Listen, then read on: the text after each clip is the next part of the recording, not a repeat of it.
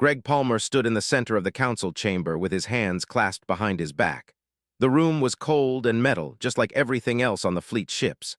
5 council members sat in their high chairs looking down at him. He knew what was coming. He had known for weeks. Commander held up a data pad. His face showed no emotion at all. Greg Palmer, age 32, engineer 3rd class, medical evaluation confirms complete sterility. Is this correct? Greg nodded. His throat felt dry. Yes, sir, that's correct. You have failed to submit genetic material to the colonial banks as required by law. You have had 3 years since reaching maturity age to fulfill this requirement. Do you dispute these facts? No, sir. What else could he say? The facts were simple.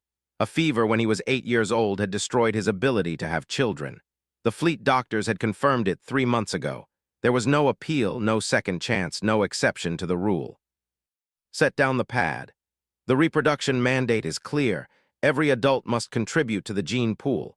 Our survival as a species depends on genetic diversity. Those who cannot contribute cannot be allowed to consume resources that belong to the next generation. Greg felt his sister Karen shift in the viewing gallery behind him. She had begged him to run, to hide somewhere in the lower decks, but where could anyone hide on a fleet of ships traveling through empty space? There was nowhere to go. The council has reached its decision. Stood up.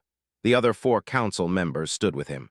Greg Palmer, you are sentenced to abandonment. You will be transported to the derelict vessel Pathfinder and chained there until natural death occurs. This sentence will begin immediately. The words hit him like a physical blow, even though he had expected them. Karen cried out from the gallery.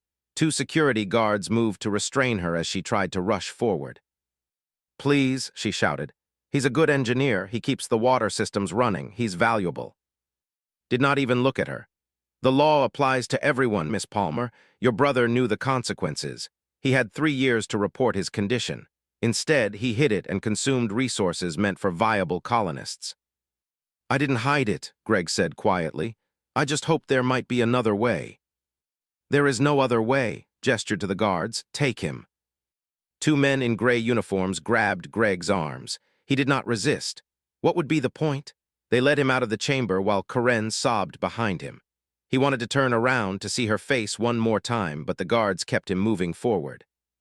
The walk to the shuttle bay took 15 minutes. Other crew members stepped aside as they passed. Some looked at him with pity, most looked away. Everyone knew what the gray uniforms meant. Everyone knew where he was going. The Pathfinder hung in space like a dead thing. Greg could see it through the shuttle window as they approached. The ship had been a survey vessel once, sent ahead of the fleet to map potential planets. Something had gone wrong with its engines 15 years ago. The crew had been rescued, but the ship itself was left behind, orbiting a lifeless moon. Now it served a different purpose. It was a prison and a graveyard. Others had been sent there before Greg. Their bodies still floated inside, frozen and preserved by the cold of space. The council said it was merciful. They said it saved resources. They said it reminded everyone why the reproduction mandate existed. Greg thought it was barbaric, but no one asked his opinion. The shuttle docked with a shudder. One of the guards, a young man named Chris, looked uncomfortable. I'm sorry, he said quietly. I know you from the engineering deck. You helped fix my quarters when the heat failed. Just doing my job, Greg said. This isn't right, Chris whispered. The other guard, older and harder, shot him a warning look. The law is the law. Don't make this personal. They guided Greg through the airlock and into the Pathfinder. The ship was dark and cold. Emergency lights flickered weakly, casting strange shadows on the walls. The air smelled stale and metallic. Greg's breath formed small clouds in front of his face. They brought him to the main cargo bay. A thick chain lay on the floor, one end already welded to a support beam. The older guard knelt down and clamped the other end around Greg's left ankle. The metal was freezing against his skin. Chris placed a small pack on the floor. 1 week of rations, recycling suit, emergency beacon in case you change your mind and want a quick end.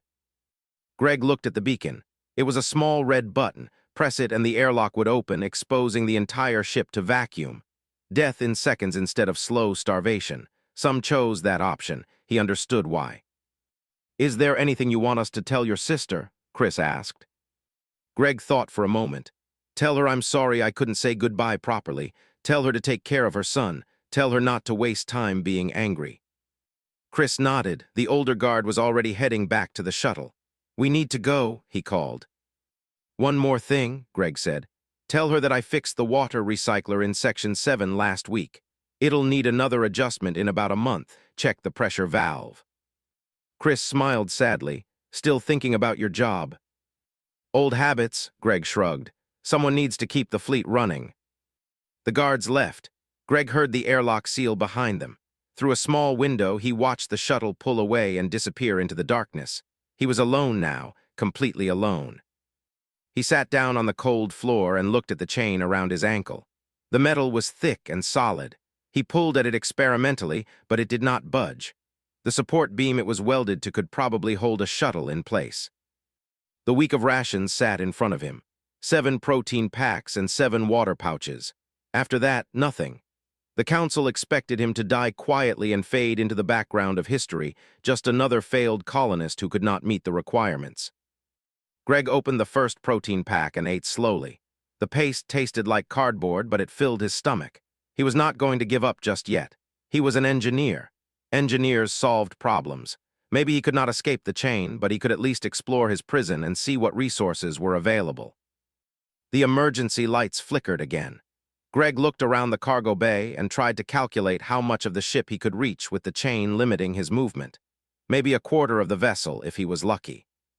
It was not much, but it was something, and something was better than nothing. He stood up, testing the weight of the chain. It was heavy but manageable. He could walk at least. He could move around. He could explore. Greg Palmer had been sentenced to die alone on a dead ship, but he was not dead yet. And as long as he was alive, he would keep trying to survive. That was what humans did. The first day passed in a blur of cold and silence. Greg explored as far as the chain would allow, which turned out to be about 60 meters in any direction from the cargo bay. He found 3 other bodies in that space. They were frozen solid, faces peaceful, hands still clutching emergency beacons. They had chosen the quick death. Greg understood the temptation. The cold bit into his bones even through the recycling suit. The darkness pressed down on him like a physical weight. Every breath echoed in the empty corridors, but he kept the beacon in his pack unopened. On the second day, his engineering instincts took over. Greg found an access panel and managed to restore partial power to his section of the ship. The emergency batteries still held some charge after all these years. It was not much, just enough for lights in 3 rooms and minimal life support, but it made the darkness less absolute. He set up a base in what had once been a crew cabin. The bed was frozen solid, but he could sit against the wall and conserve body heat. He rationed his food carefully, eating only when his hands started to shake from hunger. 7 days of food could maybe stretch to 10 if he was careful. The third day brought a small victory. Greg discovered a water reclamation unit that still had power. With some creative rewiring and parts from a broken computer, he managed to get it working. The water tasted terrible, filtered through old pipes and recycled 1,000 times, but it meant he would not die of thirst. That was something. By the 4th day, Greg had settled into a routine. Wake up when the lights came on, eat a quarter of a protein pack, work on improving his small corner of the ship, talk to himself to keep the silence from driving him crazy. "Okay, Greg," he said out loud, his voice strange in the empty room. "Today we're going to check the sensor array. Maybe we can get some external readings, see what's happening in the sector." He talked to the ship like it was a friend. It felt less lonely that way. He told the Pathfinder about Earth, about the blue skies and green forests that he had only seen in old videos. He talked about his nephew, Karen's son, who was 5 years old and loved stories about spaceships. "He thinks I'm a hero," Greg said, attaching wires to a damaged sensor panel. "Well, he used to. Now he'll grow up thinking Uncle Greg was a failure, someone who couldn't even do the one thing that mattered." The sensor panel flickered to life. Greg stared at it in surprise. He had not really expected it to work. But there it was, showing a basic map of the surrounding space. The fleet was a cluster of bright dots several million kilometers away. The moon they orbited was a dull gray circle, and scattered throughout the sector were dozens of smaller energy signatures. Greg frowned. Those signatures were strange. They did not match any technology he knew. They pulsed with a regular rhythm almost like a heartbeat. But there was nothing out there. The sector had been surveyed years ago. It was empty space, no planets, no asteroids big enough to matter, nothing but vacuum and distant stars. He adjusted the sensors, trying to get a better reading. The energy signatures intensified. They seemed to be responding to his scans, pulsing faster when he focused on them. That made no sense. Energy patterns did not react to being observed. They just existed. "What are you?" Greg whispered, staring at the display. The patterns pulsed again, all of them in sync for just a moment. Then they returned to their individual rhythms. Greg felt a chill that had nothing to do with the cold ship. It looked almost like a response, like something out there had heard him. He shook his head. That was crazy. He was alone. Isolation was making him imagine things. He shut down the sensor panel to save power and went back to his cabin. On the 5th day, Greg started talking more. Not just practical observations about repairs, but real thoughts, real feelings. The loneliness was crushing. It filled his chest and made it hard to breathe. He needed to hear a voice, even if it was his own. "The council says I'm worthless," he told the empty corridor. "They say I can't contribute because I can't have kids, but that's not the only way to contribute, is it? I kept the water systems running. I fixed broken equipment. I helped people when they needed it. Doesn't that count for anything?" No answer came. Greg had not expected one. He laughed bitterly and went back to his cabin. That night he dreamed of his nephew. The boy was crying, asking where Uncle Greg had gone. Karen tried to explain, but the boy did not understand. How could he? 5 years old was too young to grasp the concept of being thrown away because your body was broken. Greg woke up with tears frozen on his cheeks. The 6th day was the hardest. His rations were running low. The cold seemed worse, seeping into his bones despite the life support. He spent hours just sitting against the wall, trying to conserve energy, trying not to think about what came next. "I don't want to die," he said quietly. "I'm not ready. There's so much I haven't done, so much I wanted to do. Is that selfish?" The council would say yes. They'd say I'm being selfish by existing when I can't contribute to the gene pool. He looked at the emergency beacon in his pack. It would be easy. One press of the button and it would all be over. No more cold, no more hunger, no more crushing loneliness. But Greg thought about Earth again, about the humans who had crossed oceans and climbed mountains and reached for the stars. They had not given up when things got hard. They had pushed forward, even when it seemed impossible. That drive to survive, to keep going no matter what, was written into every human gene. Even his defective ones. "I'm not dead yet," Greg said firmly, "and I'm not giving up." On the 7th night, everything changed.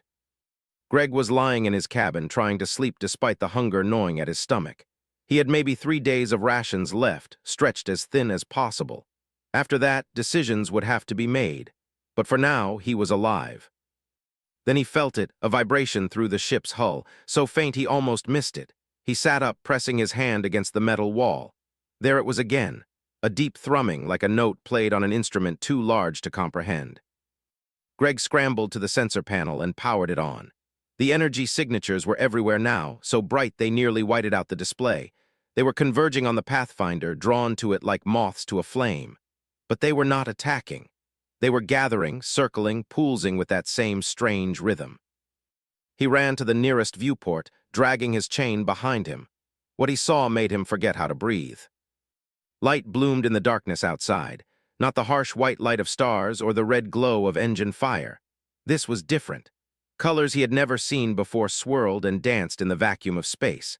They moved like living things, flowing and shifting in patterns too complex to follow. The ship vibrated again, stronger this time. The lights in Greg's section flickered. The metal around him hummed with energy. He felt it in his chest, in his bones, in the base of his skull. It was not painful. It was almost comforting, like being wrapped in a warm blanket after too long in the cold. "Hello?" Greg pressed his hand against the viewport. His voice shook. "Is someone there?" The colors pulsed brighter, the vibration intensified. And then, impossibly, Greg felt something respond. Not words, not sounds, but a presence, an awareness.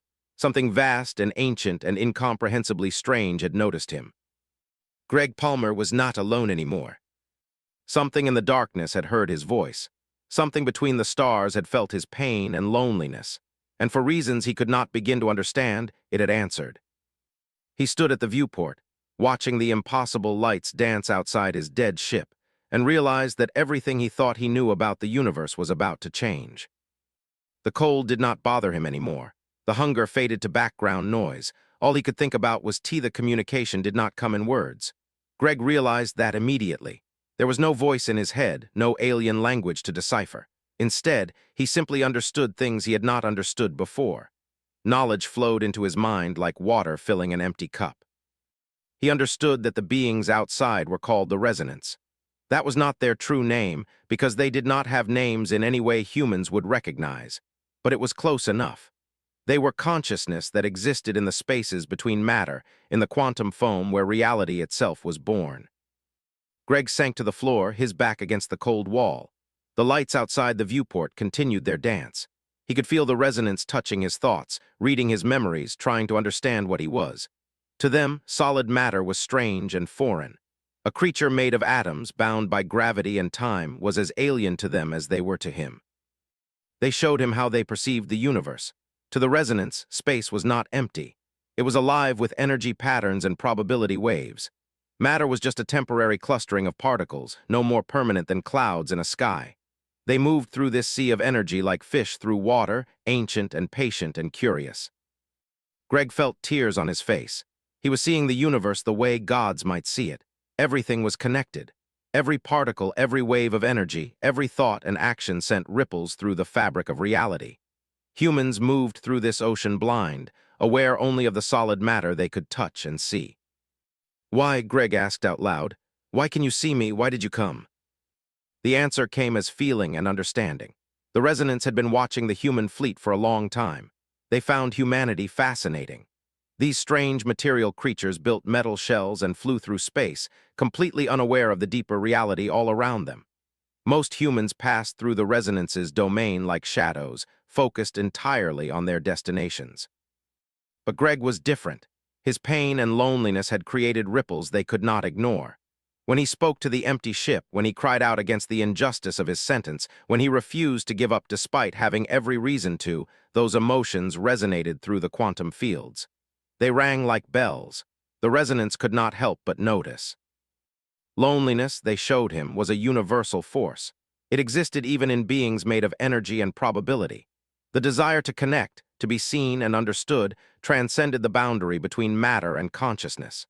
Greg's isolation had called to them because they recognized it.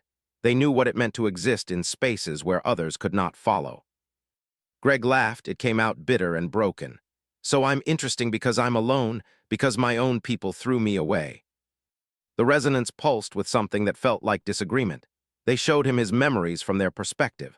They showed him every time he had fixed something broken, every time he had helped someone in need, every moment of kindness and patience and determination. They showed him his nephew's face when Greg taught him how to tie his shoes. They showed him Karen's tears when he was sentenced. And they showed him what the council could not see. Reproduction, the Resonance helped him understand, was only one way to continue existence. It was important for biological creatures, yes, but it was not the only form of creation that mattered. Ideas could propagate, knowledge could spread, kindness could multiply. A single person who could not have children might still change the course of a civilization through their actions. The Resonance existed without reproduction in any physical sense. They propagated through shared experience, through the transfer of patterns and information across quantum fields. Each individual consciousness was both unique and part of a greater whole. They created legacy not through offspring but through impact, through the ripples they left in the fabric of reality itself. Greg understood what they were showing him. His worth was not determined by whether he could father children. It was determined by what he gave to the world around him, by the systems he kept running, by the people he helped, by the simple fact that he existed and cared and tried to make things better. "But they don't see it that way," Greg said. "The council, the fleet, to them I'm just a drain on resources, a failed colonist who should have the decency to die quietly." The Resonance showed him something else. They showed him dozens of others chained to dead ships throughout the sector, people who could not meet the reproduction mandate. Engineers and artists and teachers and farmers, all left to die because their bodies failed them in one specific way. The waste of it horrified the Resonance. So much potential, so much value, thrown away because of a single narrow definition of worth. And they showed him that many of humanity's greatest innovations had come from people the current system would have discarded. Scientists who were sterile, artists who chose not to reproduce, Individuals whose minds worked differently but whose unique perspectives led to breakthroughs. The fleet's harsh laws were saving resources in the short term while destroying the diversity of thought and experience that would help humanity survive in the long term. "Can you help them?" Greg asked. "The others like me." The resonance could not interact with the physical world easily. They existed in a different layer of reality, but they could work through someone who bridged both worlds, someone who understood both material existence and the deeper patterns beneath, someone who had suffered enough to care about preventing that suffering in others. They offered Greg a choice. They showed him two paths spreading out from this moment. In the first path, they could take him with them. His consciousness would be lifted from his failing body and woven into their eternal dance through the quantum foam. He would never be lonely again. He would exist forever, experiencing reality in ways no human had ever dreamed. But he would have to leave everything behind: his body, his sister, his species, Earth and all its memories. In the second path, they could change him, transform him into something that existed in both worlds at once. He would remain human, remain connected to his people, but he would also carry a piece of the resonance within him. It would alter him in ways he could not predict. It might be painful. It would certainly make him different from everyone he knew. But he could return to the fleet. He could carry their message. He could show humanity that worth was measured in more ways than the Council understood. And he might be able to save others who had been condemned for the same crime of being unable to reproduce. Greg thought about Karen, about his nephew, about all the other engineers on the fleet who relied on him to keep things running, about the children who would grow up under the shadow of the reproduction mandate, afraid that any flaw in their bodies would mean death. He thought about Chris, the guard who had apologized, about the uncomfortable look on his face when he locked the chain around Greg's ankle, about how many others in the fleet questioned the harsh laws but were too afraid to speak up. Someone needed to speak for them. Someone needed to show them that there was another way. "I want to go back," Greg said. His voice was steady now. "I want to help them understand, even if it changes me, even if it's hard." The resonance pulsed with what felt like approval and something deeper. Respect, maybe, or recognition. They showed him that choosing to return, choosing to struggle and possibly fail rather than accept eternal peace, was the most human thing he could do. It was that drive to keep fighting, to keep caring, to keep trying to make things better that made humanity special. "Will it hurt?" Greg asked. The resonance could not lie. Yes, they showed him. It would hurt. Bridging two forms of existence was not meant to be easy. His body would have to adapt to carry quantum information. His mind would have to expand to hold awareness of both the material world and the deeper patterns beneath. It would feel like dying and being reborn at the same time. But he would survive. They would make sure of that. And when it was done, he would carry their gift back to his people. A gift of understanding, a gift of new possibilities, a gift that might help humanity evolve beyond its current limitations. Greg stood up. The chain around his ankle suddenly felt meaningless. What did it matter that he was trapped? He was about to touch something no human had ever experienced. He was about to become a bridge between species, between dimensions, between old ways of thinking and new. "I'm ready," he said. The lights outside the viewport blazed brighter. The ship vibrated so hard that loose panels shook on the walls.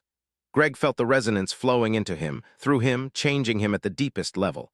His body lit up from the inside. Every nerve sang with energy. His mind expanded, breaking through limits he had not known existed. It did hurt. It hurt more than anything he had ever experienced. But underneath the pain was wonder. He could see the quantum patterns now, the invisible threads that connected everything in the universe. He could feel the Pathfinder's systems, understanding them more completely than any engineer ever had. He could sense the fleet in the distance, thousands of lives burning bright against the darkness. And he could feel the ship responding to him.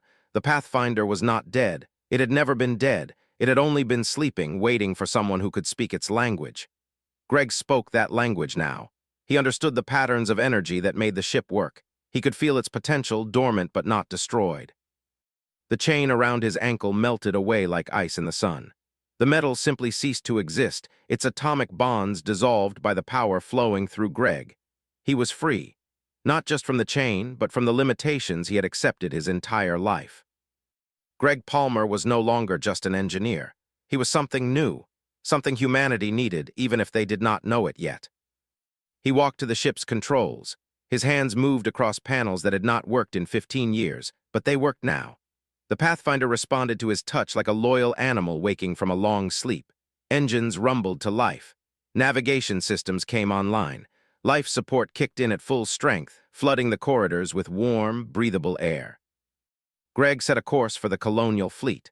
The Resonance traveled with him, curious and eager to meet humanity properly.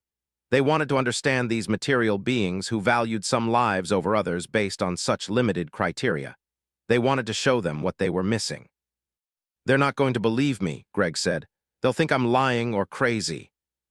The Resonance showed him that belief did not matter. Truth was truth, whether people accepted it or not. And sometimes the only way to change minds was to demonstrate new possibilities so clearly that denial became impossible. The Pathfinder approached the fleet 3 days later. Greg had spent that time learning to control his new abilities, testing the limits of what he could now perceive and do. The ship responded to his thoughts as much as his hands. He could sense the flow of energy through its systems, predict problems before they occurred, and fix issues by simply understanding what needed to change. The Resonance guided him gently, teaching him how to exist in both worlds at once. It was like learning to see with a third eye or hear with a sixth sense. His human mind struggled at first, but gradually adapted. By the time the fleet appeared on his sensors, Greg had become comfortable with his strange new existence. He opened a communication channel on all frequencies. "This is Greg Palmer aboard the Pathfinder. I'm requesting permission to dock." Silence answered him for a long moment. Then Commander voice crackled through the speakers. "This is a restricted channel. Identify yourself properly and state your authorization code." "I told you, this is Greg Palmer, engineer 3rd class. You sentenced me to death 7 days ago, but I'm not dead and I'm coming home." More silence. Greg could imagine the chaos on the command deck. Dead men did not fly derelict ships back to the fleet. The sensors had to be going crazy, showing the Pathfinder's impossible return. "That's not possible," said finally. His voice was tight with barely controlled anger. "Greg Palmer is dead. This is some kind of trick." "No trick, Commander. I survived. And I found something out there. Something humanity needs to know about. I need to speak with the Council." "All ships defensive positions," ordered. "Unknown vessel approaching. Possible hostile intent." Greg felt the fleet respond. Ships moved into formation. Weapons charged. They were going to shoot him down. His own people were going to kill him because they could not accept that he had survived their death sentence. Karen's voice cut through the military channel. "Wait, that's my brother's voice. I know it. Let him speak." "Miss Palmer, return to your quarters immediately. This is a military matter." "Listen to him," Karen shouted. "What if it really is Greg? What if he did survive somehow? At least hear what he has to say." Greg activated the Pathfinder's external cameras and routed the feed to the fleet's main communication network. His face appeared on every screen in every ship. He looked different. His eyes seemed to glow with a faint light. His skin had a strange shimmer to it, like he was partly translucent. But it was definitely him. "I know this is hard to believe," Greg said, speaking directly to the thousands of people watching. "I know you think I should be dead, but I'm alive, and I have proof that everything we believe about worth and value is incomplete. There's so much more to the universe than we understand." "He's been infected," someone on the command deck said. "Some kind of alien pathogen. We need to destroy that ship before it reaches us." "I'm not infected," Greg said calmly. "I'm changed, there's a difference, and I can prove I'm still the same person. Karen, remember when you were 8 and you broke Mom's favorite vase? You blamed it on me and I took the punishment because you were so scared. You felt guilty about it your whole life, but I never minded. That's what brothers are for." He heard Karen sob through the channel. "Greg, oh God, it really is you." Was not convinced. "Explain how you survived. Explain the changes to your appearance. Explain how you got that dead ship running again." "I made contact," Greg said simply, "with beings that exist in the quantum layer beneath our reality. They call themselves the Resonance. They heard me out there, alone and dying, and they answered. They offered me a choice. I chose to come back to show you what I learned." "This is insanity," said. "There's no such thing as quantum beings. You've had some kind of breakdown." "Then explain the Pathfinder. You know it was dead. No power, no engines, no life support. I was chained there to die, but I'm flying it now. The systems are online. How do you explain that if not for what I'm telling you?" Greg felt the resonance stirring within him. They wanted to help to make the humans understand. But they also knew that revealing too much too quickly would cause panic. They needed to proceed carefully. "I can prove it," Greg said. "The colony ship Horizon, third from the left in your formation. It's been having problems with its main power core for weeks. The engineers can't figure out what's wrong. I can feel it from here. There's a crack in the containment field, too small for your sensors to detect but growing every day. In 3 weeks, maybe 4, it's going to fail catastrophically." There was commotion on the command channel. Someone was checking records, confirming what Greg had said. "The Horizon has reported power fluctuations," a voice said, "but our diagnostics found nothing wrong." "Your diagnostics aren't sensitive enough," Greg said. "I can guide your repair teams to the exact location of the crack. I can show them how to fix it. Let me prove I'm trying to help." Was silent for a long moment. Greg could sense the commander's internal struggle. Accept help from someone who should be dead, someone claiming impossible things, or risk a catastrophic failure that could kill thousands. Finally spoke. "Approach vector approved, but any hostile action and we will fire. Stay in communication at all times." "Understood," Greg said. The Pathfinder moved slowly toward the fleet. Greg docked with the main command ship, but refused to let him aboard until the Horizon's power core could be inspected. Greg agreed. He gave detailed instructions through the communication channel, guiding the repair team through corridors and access panels to reach the damaged section. 2 hours later, the chief engineer confirmed it. There was a crack, exactly where Greg said it would be, small but growing. Another month and the containment would have failed. Half the Horizon would have been destroyed in the explosion. "How did you know?" the engineer asked, his voice shaking. "No sensor we have could detect something that small from that distance." "I told you," Greg said. "I can see things differently now. I can perceive the quantum patterns that make up matter and energy. The resonance taught me. They can teach all of humanity if you'll listen." Finally allowed Greg aboard the command ship, but he came surrounded by armed guards and they kept their weapons raised. Greg understood. He looked strange. He claimed impossible things. Of course they were frightened. Karen broke through the guards and threw her arms around him. She did not care that he glowed faintly or that his skin felt different. He was her brother, and he was alive. "I thought I'd lost you," she whispered. "I'm still here," Greg said softly. "Changed, but still me." The council assembled in the main chamber. Greg stood before them just as he had a week ago. But this time he was not a prisoner awaiting sentence. He was something else entirely, something they could not categorize or control. "You claim to have made contact with alien beings," said. "Prove it. Show us these resonance creatures." Greg closed his eyes. He reached out to the presence that lived within him now, the connection to something vast and ancient. "They're already here. They've been following the fleet for years, watching with curiosity. They're all around us, in the spaces between atoms, in the quantum fields that make up reality itself." "We see nothing on sensors," someone said. "Your sensors aren't designed to detect consciousness that exists outside material form," Greg explained. "But I can ask them to make themselves visible, to manifest in a way human eyes can perceive, if you're ready." Looked around at the other council members. Some looked skeptical, others looked terrified, but curiosity won out over fear. "Show us," the commander said. Greg opened his mind completely to the resonance. He felt them surge forward, eager to be seen after so long watching from the shadows. They poured through his connection to the physical world, using his transformed body as a bridge. Every viewport on every ship in the fleet suddenly filled with light. The same impossible colors Greg had seen outside the Pathfinder now danced through space, visible to thousands of human eyes. They swirled and shifted in patterns too complex to follow, beautiful and terrifying and utterly alien. People screamed. Some ran from the viewports. Others stood frozen, unable to look away. The light was hypnotic, overwhelming, a glimpse of something far beyond human comprehension. Greg spoke, and his voice carried the weight of the resonance behind it. "They are here. They have always been here. You have been traveling through their domain without knowing it, blind to the deeper layer of reality that surrounds you. But they see you. They have watched your journey, and they are troubled by what they observe." "What do they want?" demanded.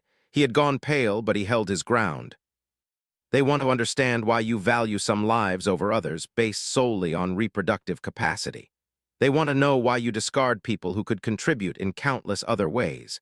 They want to show you that worth cannot be measured by a single criteria. The lights pulsed brighter. Through Greg, the resonance communicated directly with the humans for the first time. It was not language, but pure understanding flowing into thousands of minds at once. They showed humanity the truth that Greg had learned. Reproduction was only one form of creation. Legacy could be built through actions, through kindness, through the ripples one left in the fabric of reality. They showed the council every person who had been chained to a dead ship, every artist and teacher and engineer and dreamer who had been discarded. And they showed what those people could have contributed if they had been allowed to live. Inventions unmade, problems unsolved, kindness unshared. The fleet was weaker for their loss, not stronger. The revelation hit the council like a physical blow. They saw their laws from an outside perspective, judged by beings older and wiser than humanity. And the judgment was clear. The reproduction mandate was wrong, not just harsh or difficult, but fundamentally wrong. Sank into his chair, he looked at Greg with something like horror. We've been killing our own people for nothing. Not for nothing, Greg said gently. You were trying to survive, you were doing what you thought was necessary, but there are other ways, better ways. The resonance can help us find them if we're willing to learn. The lights outside began to fade. The resonance, giving the humans space to process the rescue missions, brought back 17 people.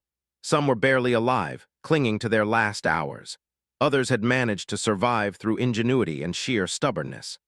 All of them wept when they realized they were being saved, that someone had finally decided they were worth saving. Greg met each of them personally. He held their hands and told them they were not alone anymore. He explained what had happened, what he had found in the darkness between stars. Some believed him immediately. Others thought he was crazy, but all of them were grateful to be alive. The fleet's medical facilities worked overtime treating the rescued prisoners. Malnutrition, hypothermia, psychological trauma. The doctors were horrified by what they found. These were not criminals or failures. They were engineers and farmers and teachers who had been thrown away for a single biological limitation. Karen worked tirelessly organizing support for them. She set up counseling sessions, arranged housing, made sure everyone knew the rescued people were welcomed back. She also made sure everyone knew exactly why those people had been abandoned in the first place. The truth could not be hidden anymore. Commander called another council meeting 3 days after the rescues. This time, Greg was invited to speak as an equal, not a prisoner. He stood before the council without chains, without guards pointing weapons at him. The change in his status felt strange but appropriate. We need to discuss the reproduction mandate, said. He looked tired, as if he had not slept since the resonance revealed themselves. The law has been in place since the fleet launched. It was meant to ensure our survival, but clearly we made mistakes in how we enforced it.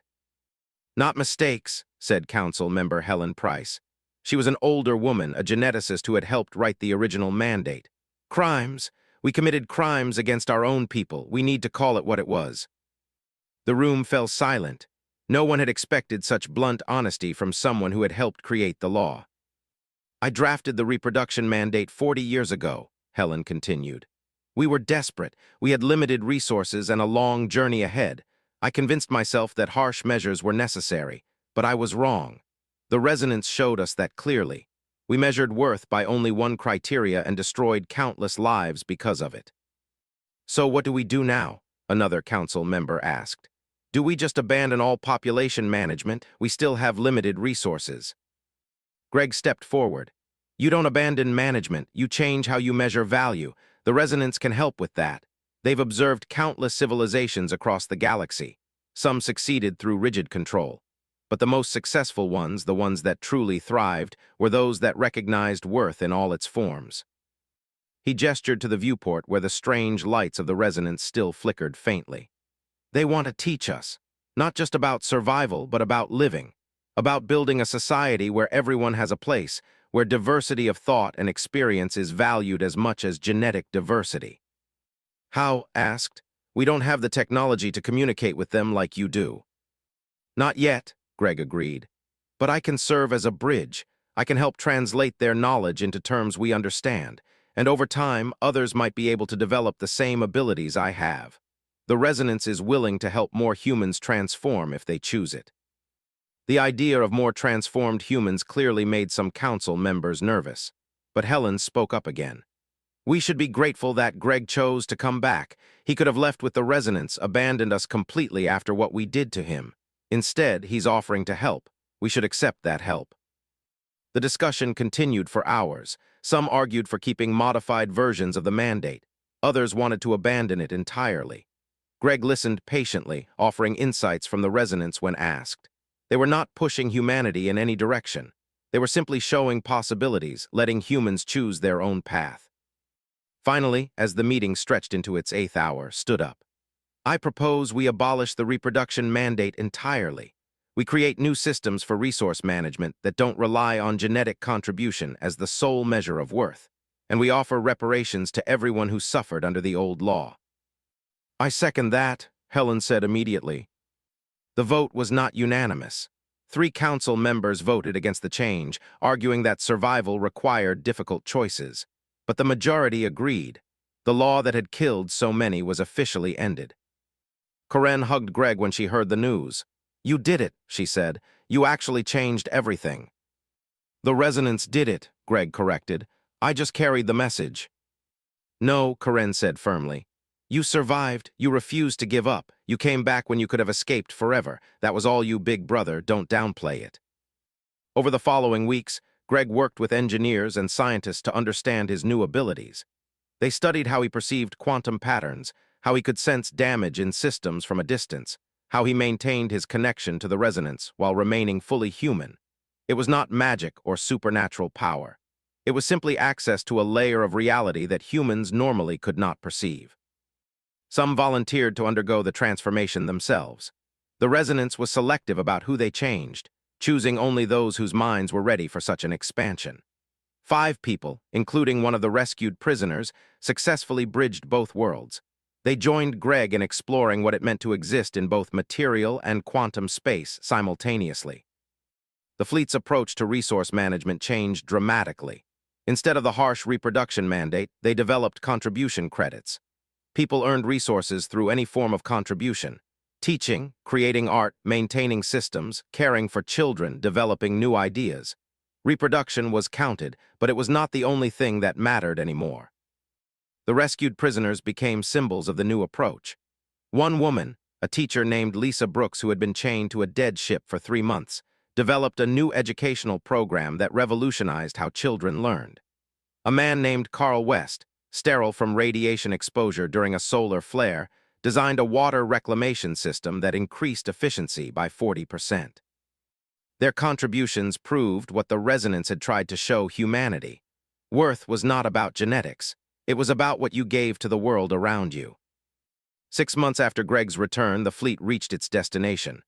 The planet they had traveled 3 generations to find hung in space before them, green and blue and full of promise. It was everything they had hoped for. Breathable atmosphere, liquid water, compatible ecosystem, a new home for humanity. Greg stood at the viewport with Corinne and her son. The boy, now 6 years old, looked up at his uncle with wide eyes. You're famous, he said. Everyone says you're the man who talked to stars. Greg smiled. The stars talked to me first, I just listened. Are you going down to the planet? Corinne asked. Eventually, Greg said. But there's work to do here first. The resonance wants to help us build something new, not just a colony, but a society that learned from its mistakes, one that measures worth in all its diverse forms. Commander approached them. The commander had aged visibly over the past months. The weight of his decisions haunted him. Palmer, he said formally, the first landing teams are preparing. I'd like you to be part of the initial survey. Thank you, sir, Greg said. But I think my place is here for now. There are others better suited for planetary exploration. Nodded, he looked like he wanted to say more, to apologize again for sentencing Greg to death. But Greg had already forgiven him. Holding on to anger would not change the past. Better to focus on building a better future. I was wrong about you, said finally. I measured your worth by the narrowest possible criteria and found you wanting. I almost destroyed something precious because I was too rigid to see beyond my own limited understanding. You were trying to save humanity, Greg said. You made mistakes, but so did everyone. What matters is that we learned from them. The first shuttles launched toward the new world. Greg watched them go, feeling the resonance's presence warm inside his mind. They were pleased with humanity's progress, not perfect but genuinely trying to be better. That was all anyone could ask. Over the following years, the colony grew. Humans spread across the new planet, building cities and farms and centers of learning. The transformed humans, those who carried the resonance's gift, became advisors and guides. They helped solve problems that would have taken decades to figure out otherwise. They served as proof that evolution was not just biological, but also cultural and philosophical. The reproduction mandate became a cautionary tale, a reminder of what happened when fear and desperation led to rigid thinking. Children learned about it in schools, studied it as an example of humanity's capacity for both cruelty and redemption. The people who had been rescued from dead ships were honored as survivors and teachers, their experiences valued rather than hidden away. Greg Palmer lived a long life. He never had biological children, but he taught hundreds of students how to perceive quantum patterns. He helped design systems that made the colony thrive. He served as humanity's permanent bridge to the resonance, maintaining the connection that had saved his life and changed his species. On the day he died, surrounded by friends and family at the age of 93, the resonance manifested for all to see. They filled the sky with colors and light, honoring the man who had been brave enough to speak into the darkness, strong enough to survive abandonment, and wise enough to choose helping others over escaping his pain. Karen held his hand as he passed. "Thank you," she whispered, "for coming back, for changing everything." Greg smiled. His eyes, still glowing faintly with quantum light, looked at her with love. "Thank you for never giving up on me. Even when I was sentenced, you fought for me. That mattered more than you know." His body stopped, but his consciousness did not disappear. The resonance caught it, preserved it, wove it into the fabric of the universe itself. Greg Palmer became part of the eternal dance he had glimpsed all those years ago on a dead ship. But unlike others who joined the resonance, he maintained his individuality, his memories, his connection to humanity. He became a guardian of sorts, a presence watching over the species he had helped save. When humans faced difficult choices, when they were tempted to return to rigid thinking and harsh judgments, they could feel his influence. A quiet voice reminding them that worth came in infinite forms, that survival meant more than just reproduction, that compassion was strength rather than weakness.